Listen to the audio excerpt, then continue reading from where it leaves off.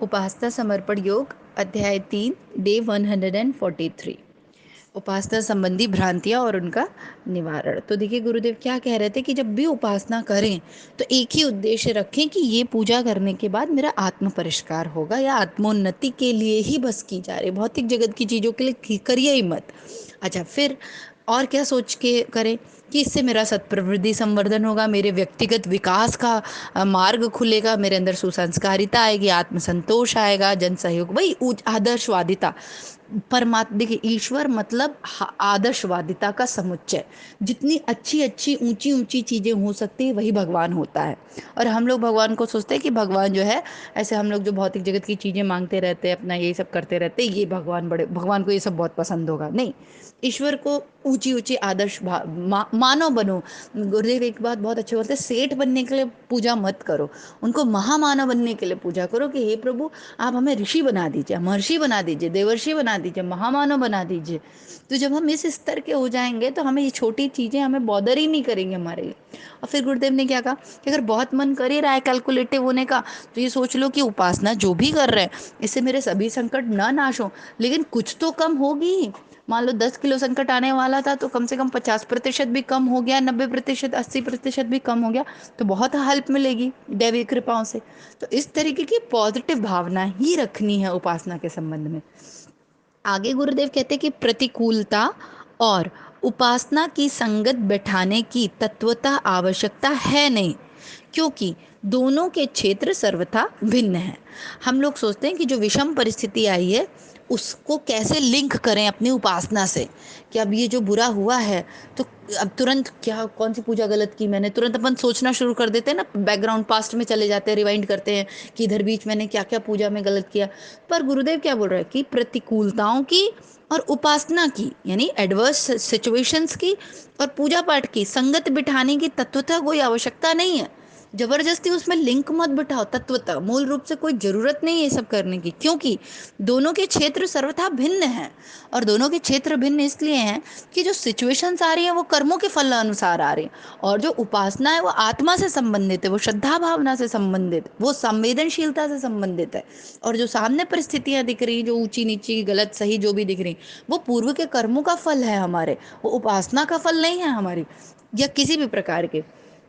प्रतिकूलता और अनुकूलता आमतौर से व्यक्ति की कौशल कुशलता पर निर्भर करती है। हाँ, देख लीजिए कि कोई भी परिस्थिति अगर हमारे अनुकूल आ रही है, प्रतिकूल आ रही है, तो इस पे क्या है, हम कितने कुशल हैं या अकुशल हैं, हम कितने, जिसको गुरुदेव प्रतिभा कहते थे कि प्रतिभावान हैं, हमने अपना व्यक्तिगत कितना विकास किया, उस पर निर्भर करता है कि हमारे जीवन में कितनी विषम परिस्थितियाँ आ रही हैं।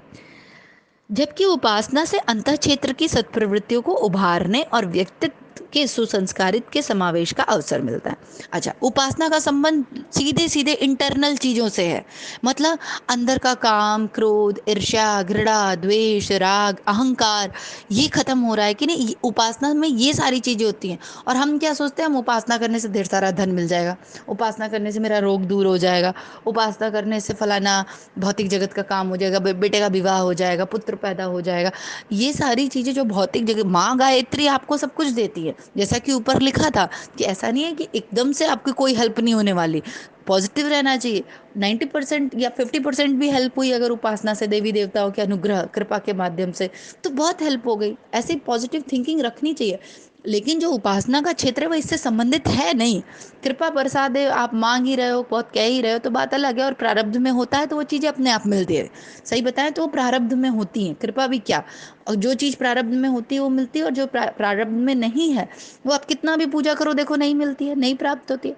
तो ये ऑल टुगेदर प्रारब्ध का खेल है, कर्मों का खेल है, और इस जीवन की कुशलता का खेल है। लेकिन उपासना, उपासना में तो इंटरनल शुद्धि की बात की जा रही है, अंतःकरण चतुष्टय को क्लीन करने की बात की जा रही है। तो उसमें हम जबरदस्ती भौतिक जगत की चीज़ों को क्यों घुसा लेते हैं? वहाँ तो हमें अपना आत्म परिष्कार करके महामानव महाप्राण की श्रेणी में पहुँचना है, जिससे फिर ये छोटी चीज़ें तो आपको बॉदर ही नहीं करें, आप परेशानी नहीं होगी इन छोटी चीज़ों से। आगे गुरुदेव कहते हैं कि कुशलता प्रतिभा पर, सांसारिक सफलता सुविधा की न्यूनता धैर्य पर निर्भर है, जबकि उपासना मनुष्य के दृष्टिकोण, चरित्र, सम्मान एवं कार्य क्षेत्र में उत्कृष्टता का समावेश करती है। कितना सुंदर लिखा है गुरुदेव ने। कुशलता कैसे निर्भर पता चलेगी कि हम अपने जीवन में कितने कुशल? प्रतिभा पे।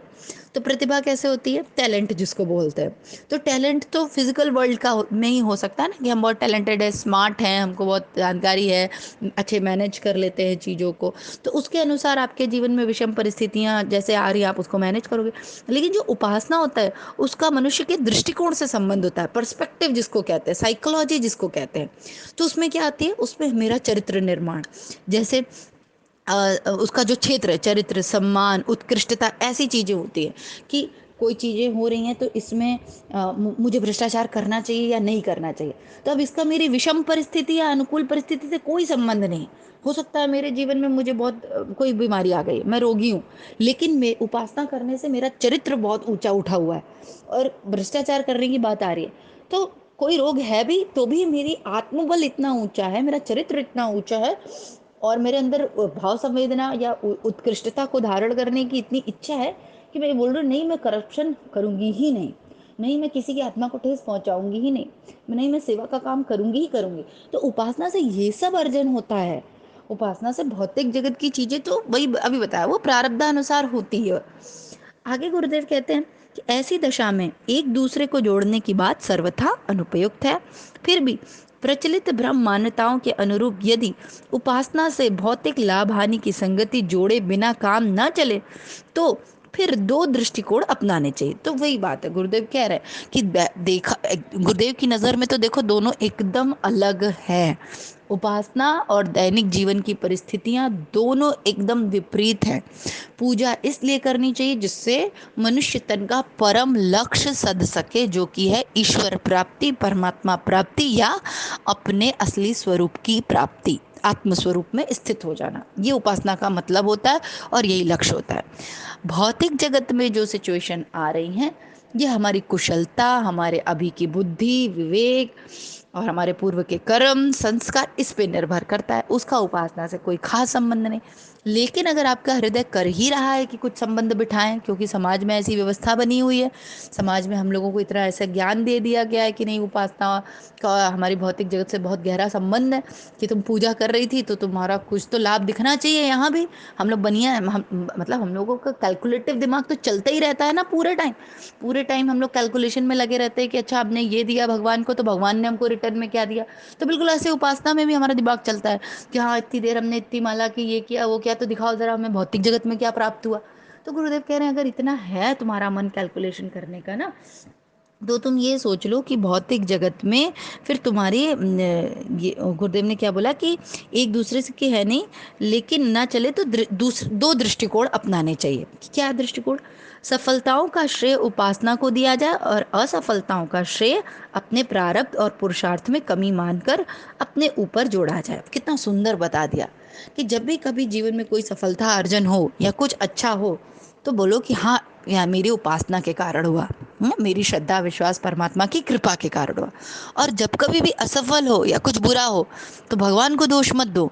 उस समय सोचो जरूर मेरे अंतःकरण का ही कोई दोष है, जरूर मेरे प्रारब्ध में ही कुछ रहा होगा, इस वजह से ऐसा हुआ। अच्छा लोग कहेंगे कि क्यों हम ऐसा क्यों करें, ये तो गलत है ये विचार। नहीं, अगर ऐसी धारणा रखोगे ना तभी दिन पर दिन आगे बढ़ पाओगे।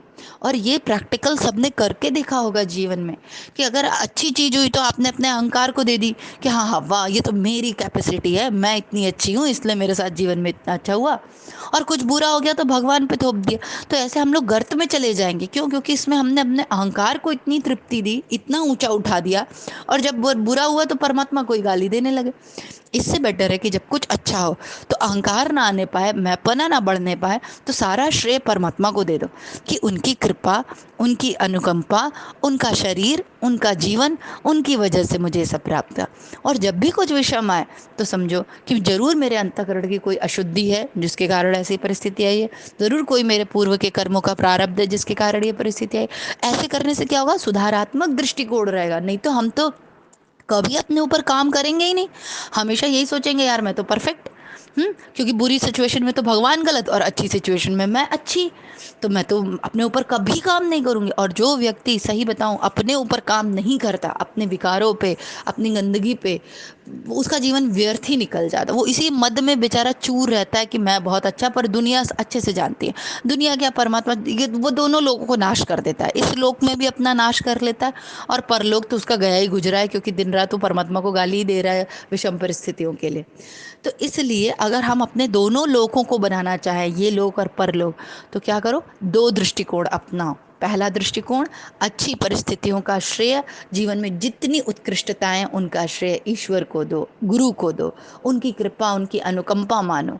और जितनी भी विषम परिस्थितियां हैं उसके लिए स्वयं के अंतःकरण की अशुद्धियों को दोषी मानो, स्वयं के प्रारब्ध और कर्मों को समझते हुए उस पर काम करो, अच्छे कर्म करो, सेवा करो।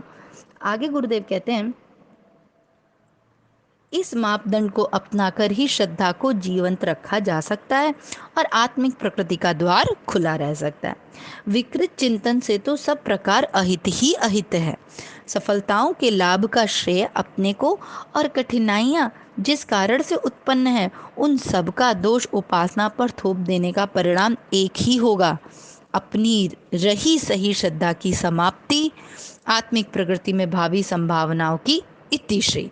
देखो, एक अच्छा वाला दृष्टिकोण गुरुदेव ने बताया ना अभी, जो हम लोग ने देखा।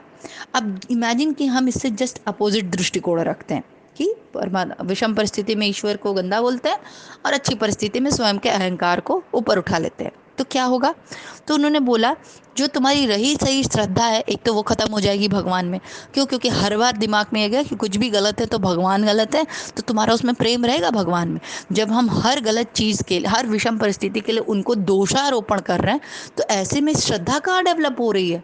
वो तो बस बिजनेस चल रहा है भगवान के साथ, बस कोई मिला नहीं कि किस पे थोपें ठीक रहा या किस पे फोड़ें, तो भगवान पे फोड़ दिया।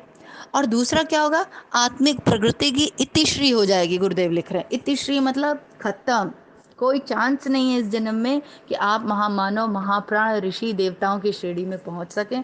उसी दुर्बुद्धि मनुष्य तन को लिए हुए आए थे और उसको और नाश करके आगे आने वाली कीट योनियों में पहुंच जाओगे जो अगले जन्मों में। क्यों? क्योंकि इस जन्म में कुछ उत्कृष्ट तो किया नहीं, और ले दे के इतना अच्छा अवसर जो मिला था उसको भी वेस्ट कर दिया। आगे गुरुदेव कहते हैं कि इसी को अपने पैरों पर आप कुल्हाड़ी मारना कह सकते हैं। भ्रांत भावनाओं से लाभ तो कुछ नहीं मिला, पर हानि का, असंतोष का कुहासा और घिर गया। इसे दोहरी मूर्खता के अतिरिक्त और क्या कहेंगे?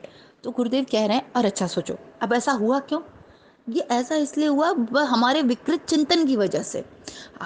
ऐसा सोचो कि हमने एक थॉट प्रोसेस गलत रखा ना, कि जब भी कुछ गलत होगा तो भगवान को कहेंगे, अच्छा होगा तो अपना। ये जो थॉट प्रोसेस है ये नेगेटिव है, ये अच्छा नहीं है मेरे लिए। तो मैं ऐसे विचारों को अपने अंदर रखूं ही क्यों जो मेरे स्वयं के पैरों पे कुल्हाड़ी मारने जैसा हो?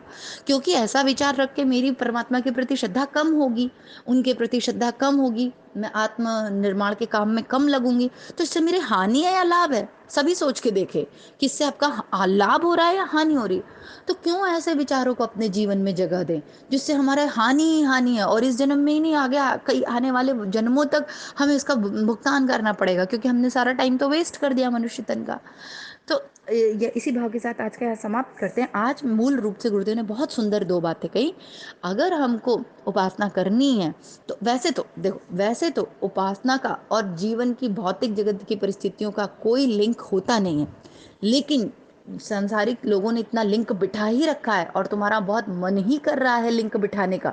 तो तुम कैसा दृष्टिकोण रखो कि हर अच्छी चीज़ के लिए भगवान को श्रेय दो, और हर विषम परिस्थिति के लिए स्वयं के अंतःकरण को बोलो कि मेरी ही कोई अशुद्धि है और मुझे इस पर काम करना है।